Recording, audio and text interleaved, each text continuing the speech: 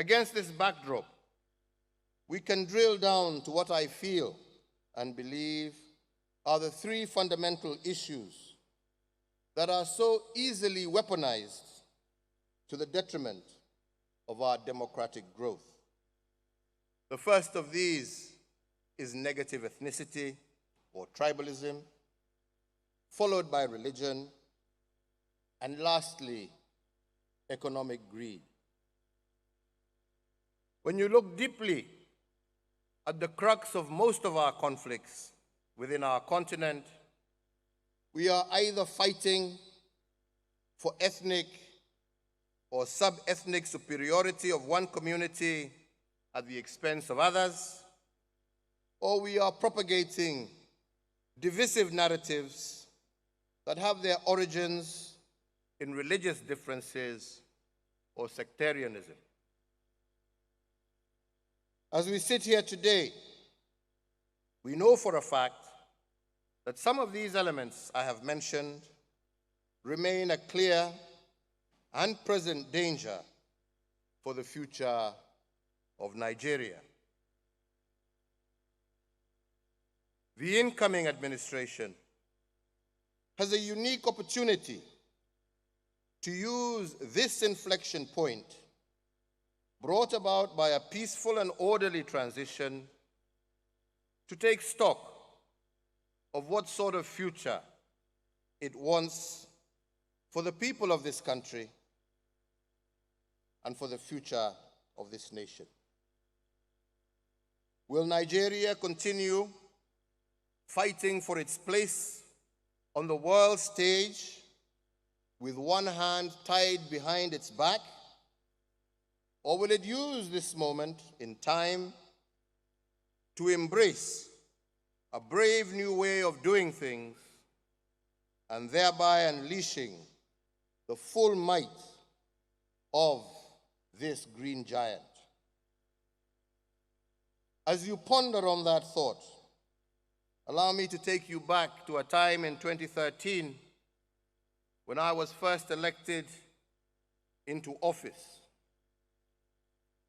At that time, I was facing the most serious challenge of my life, both as an individual and in my capacity as president.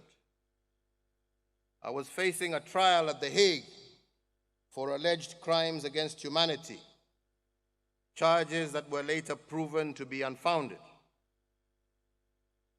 As I went on to settle into State House, I found myself introspecting more and more as to how I ended up in this unenviable position and what were the deeper issues and what these could be. I summarized at the time that it was an unfortunate side effect of the deeply contested 2007 elections that led to widespread interethnic violence, causing the loss of some 1,300 lives and the displacement of over 600,000 Kenyans from their homes. At the center of this violence was fighting between the tribes or ethnic communities ostensibly associated with the leading political actors of the day. My predecessor and the third president of Kenya, His Excellency the late Mwai Kibaki, the leader of the opposition at the time, the Honorable Raila Odinga, my successor and the fifth president of Kenya, William Ruto, and of course yours truly, myself, as the party leader of the then Kenya African National Union and a supporter of the incumbent President Mwai Kibaki. What started off as an election dispute over results between political parties very quickly escalated into a full-scale conflict between different ethnic communities whose perceived historical differences were easy powder kegs to ignite. How did we get to this low point? Whereas what happened in 2007 was unprecedented in its scale and ferocity, election-related violence was not a new phenomenon in Kenya per se. We had seen some different manifestations of ethnic-based electoral violence from the early 1990s with the reintroduction of multi-party democracy. However, nothing was like what we were to witness in 2007 and 2008. With a three distinct ethnic communities led exclusively by two tribes from independence, we had always found a way to gloss over the issues of negative ethnicity, hoping that by ignoring the issue, it would somehow sort itself out. Nothing could have been further from the truth. In fact, in the year 2002, after what many say was Kenya's first truly democratic multi-party elections, a new government was ushered in that raised the expectation of the citizenry. Hopes were high that equitable development, economic uplift would impact the lives of every nation. During this brief honeymoon phase, the country's economy boomed, with Kenya posting a real GDP growth rate of 6.9% at the close of 2007. However, trouble was brewing, and the coalition started to strain at the seams. That electoral promises on the distribution of political power among different communities were not being honored all came to the fore. The differences came out in the open when the first attempt was made at a constitutional referendum in 2005. The government-sponsored referendum bill was resoundingly rejected by we who were in the opposition, and unfortunately the stage set for a monumental fight in the run-up to the 2007 election. When the election came round, it seemed that the perfect trifecta had formed. The inequalities in development became more and more difficult to ignore. The feelings of some communities that they had been excluded from the national agenda or outrightly subjugated by the government of the day was palpable.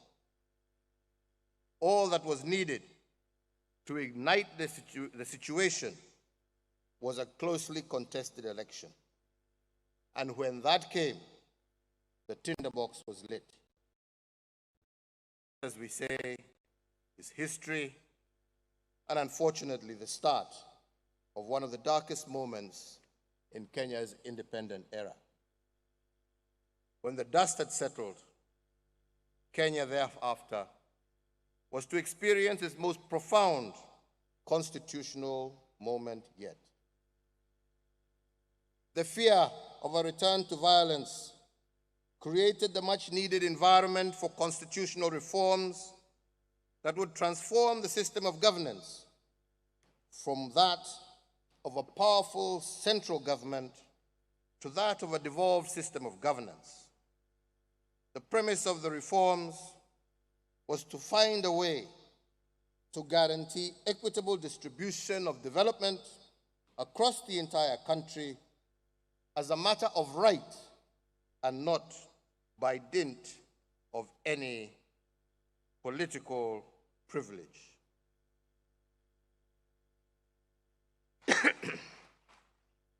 I am grateful to God for allowing me the opportunity to be the first president to implement Kenya's 2010 new constitution.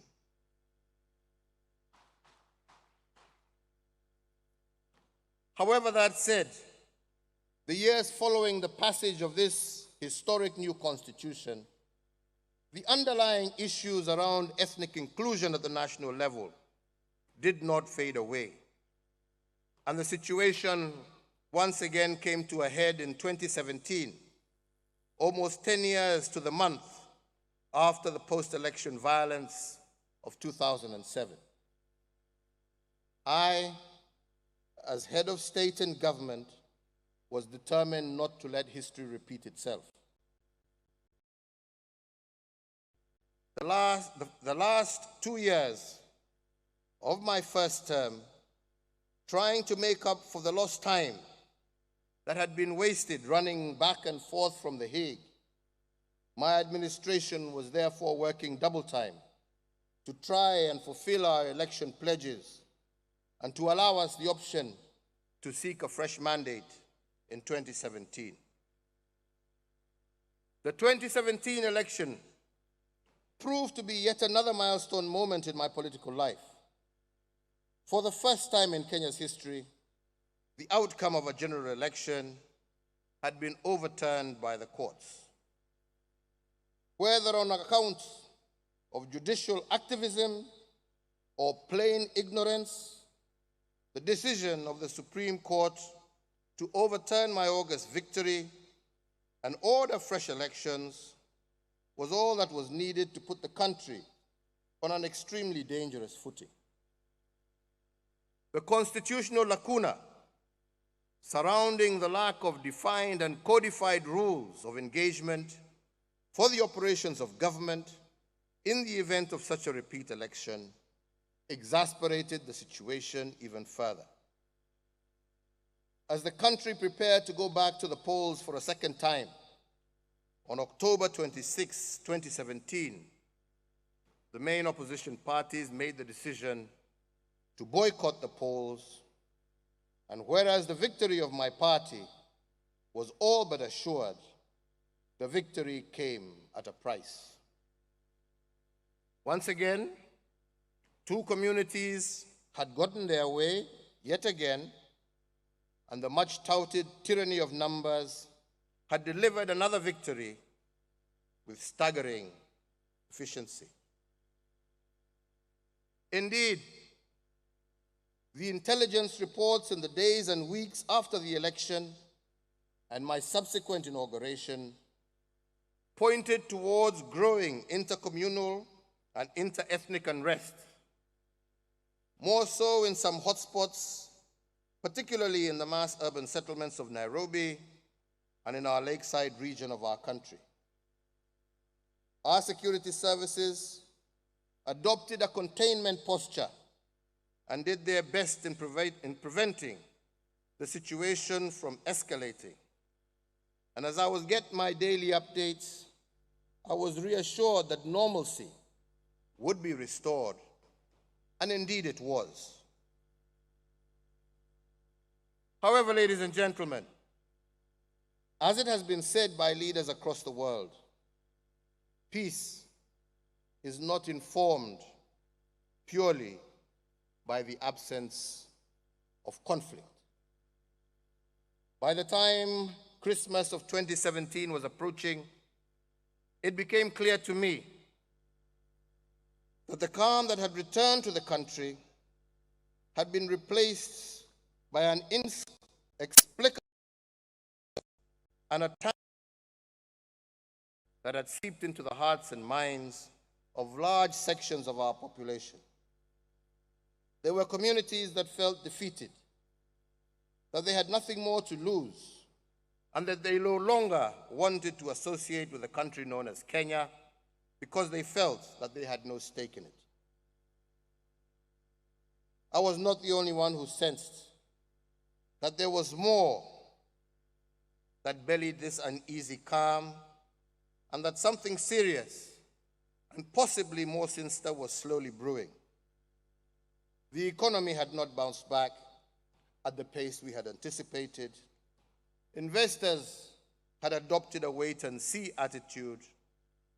And even though my coalition had an overwhelming majority in both houses of parliament, the politics seemed to be all wrong.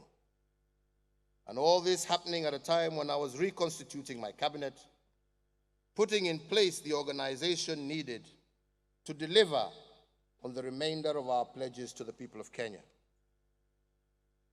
And it was then that I was reminded about the inverse correlation between our election cycles and the country's economic performance.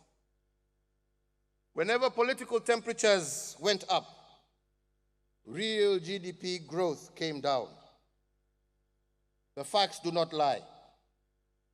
In 1992, after the first multi-party elections since the lifting of the ban on political pluralism, real GDP growth contracted to 0.8% from 1.4% the previous year. In 1997, it dropped to 0.4%, down from the previous 4.5%. The same thing happened in 2008, when the economy virtually ground to a standstill. The long and short of it was that after every election from 1992, our country would take a hit for up to 2 years. Things would then settle, and shortly thereafter, we would be once again in campaign mood, and the vicious cycle would readily repeat itself.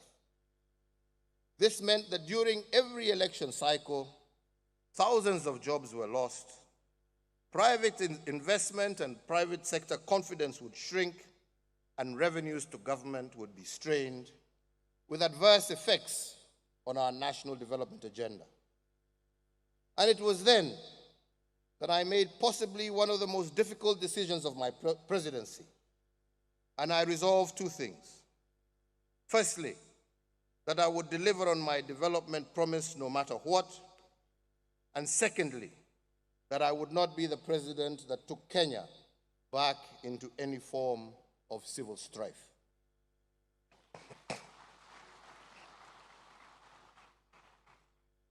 Your Excellencies, ladies and gentlemen, it was not weakness that led me to seek out the leader of the opposition at the time, the Right Honorable Raila Odinga. It was the appreciation that it was not about him, but rather the people whom he represented.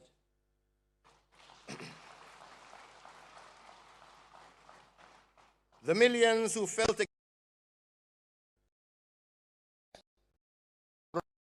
of politics and the imperfections of our democracy.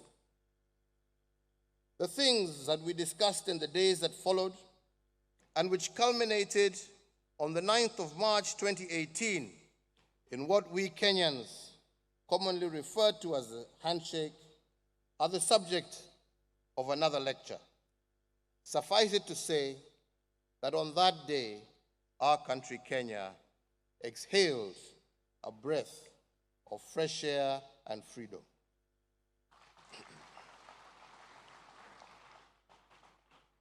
The dialogue that began was about what we needed to do to make Kenyans feel included in the affairs of their nation. It was about how we could strengthen devolution to deliver on what the framers of our Constitution had intended.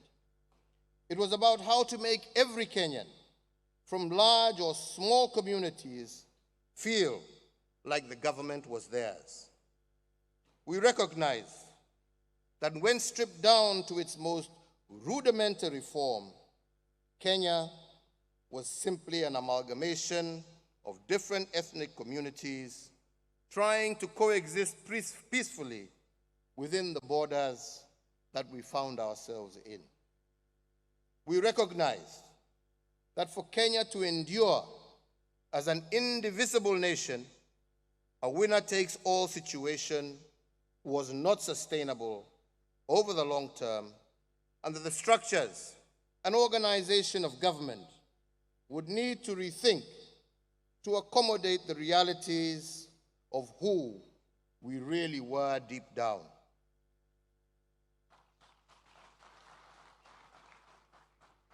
We concluded that ethnic bigotry was a convenient cover for the vice of corruption, because it was always easy to say that it was our turn to eat, and whatever we were doing for the sake of our people.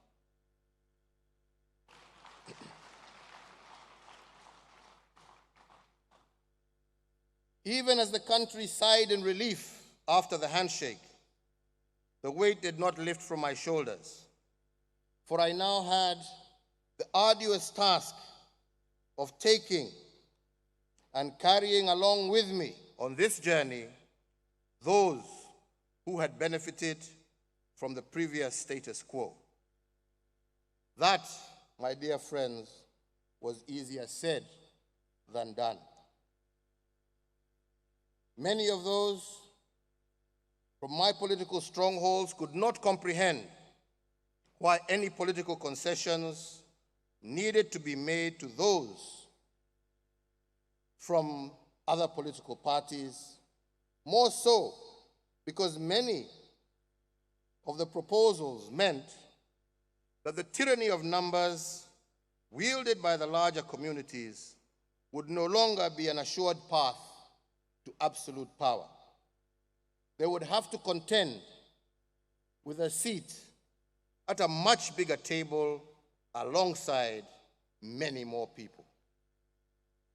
The hardliners in my camp would remain skeptical and would take any bump along the way as an excuse to tell me to initiate a course correction. I would ask them, where do you want us to go? Do you want our brothers and sisters back on the streets? Do we want to go back to tear gas and rubber bullets to be our only tools of persuasion? This I flatly rejected, and I said,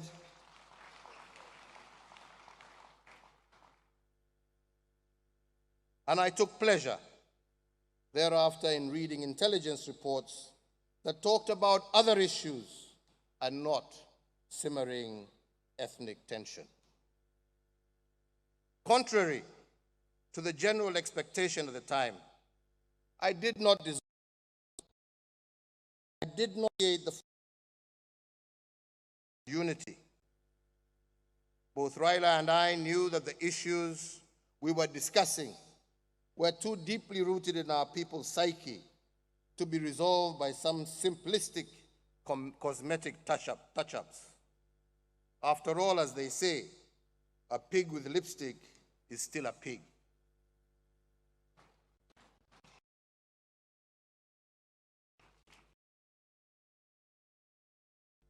To some both sides of the divide, the handshake was an inconvenient occurrence in the succession arithmetic.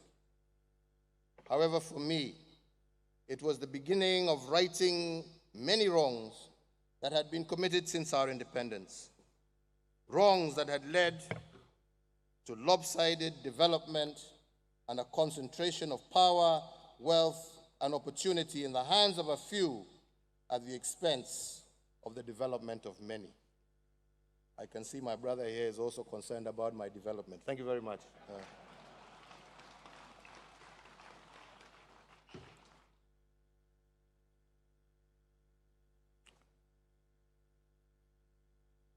My decision to pursue an agenda of inclusivity bore fruits in many ways. In the period from 2018 up to 2022, Kenya recorded some of its fastest development gains.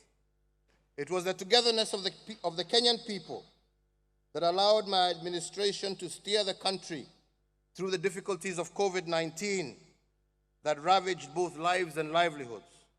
It was the unity of purpose that allowed Kenya to play its rightful role in the international stage by securing a non-permanent seat at the UN Security Council and playing host to a multitude of international events. In 2022, it was this unity and sense of inclusion that allowed us to experience one of Kenya's most peaceful general elections while closing the year strong economically at a real GDP growth rate of 4.8%.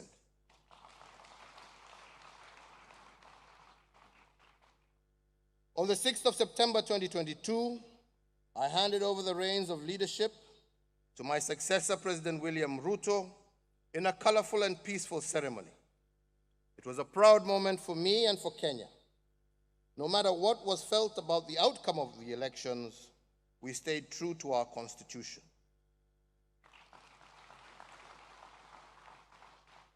Although I completed my term in office, having not realized to my full satisfaction the agenda of de-risking Kenya's governance structures for the benefit of future generations, I remain committed to the cause because I feel that when we embrace inclusion, consultation, and consensus building in our politics, it only serves to improve the lives of our citizens. It is said that a day in politics is a very long time, and that politics remains the art of the possible.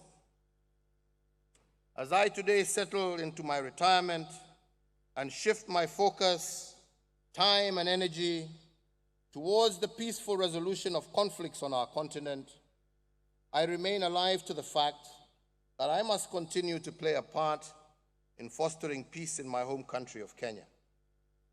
I use my voice and my platform to persuade, especially those in power, that a dialogue with those in opposition to their victory is not a weakness, nor is it a denial of their victory, but rather a much-needed tool that creates a more inclusive Kenya and that sets a forward developmental trajectory. A trajectory that meets the expectations of all in our society. And I remind that the mentality of winner takes it all can only result in division and retardation of our national development agenda. Therefore, dear friends, as you celebrate victory of an election and prepare to inaugurate a new president, remember that your victory is not just about numbers, as Western democracies would have us believe, but that the real victory will be how you will reach out to all the voices in Nigeria and how every Nigerian, from Katsina in the north to Port Harcourt in the south, from Bambana in the west to Maiduguri in the east, how they will all feel included in your victory and see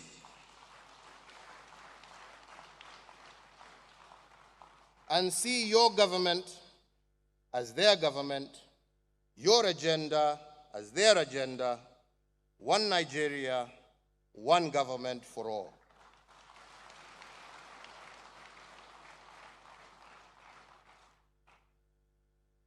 And if I may address His Excellency, the President-elect, President Tinubu, through you, Your Excellency, Vice President-elect, I speak to you as a brother, but also as an elder statesman in leadership.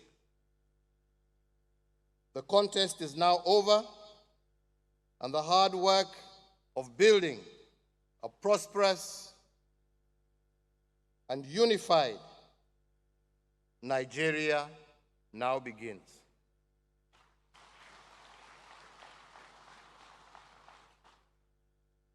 Upon assuming the office of president, you would be wise to transcend from the tactical politics of an election and assume your role as Nigeria's vision bearer. This will demand a complete overhaul of the adversarial mindset that we as politicians are conditioned to embrace during the electoral process. As president, you must learn very quickly to lead those who love you and those who loathe you with equal passion and commitment, because you are now the father of all.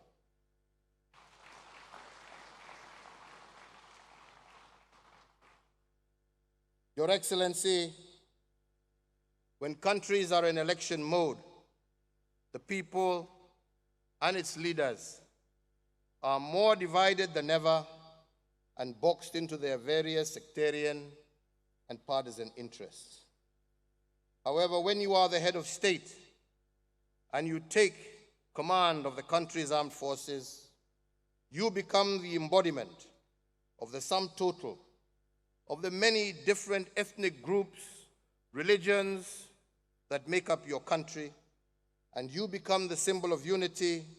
Indeed, you become the face of Nigeria.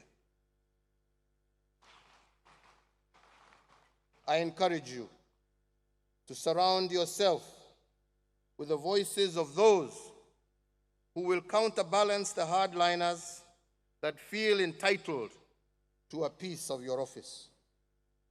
You will lose nothing and gain everything by reaching out across the political, ethnic, and religious lines to those who may feel aggrieved by your victory in one way or another. Please allow them to exhale and be part of your vision for a greater Nigeria.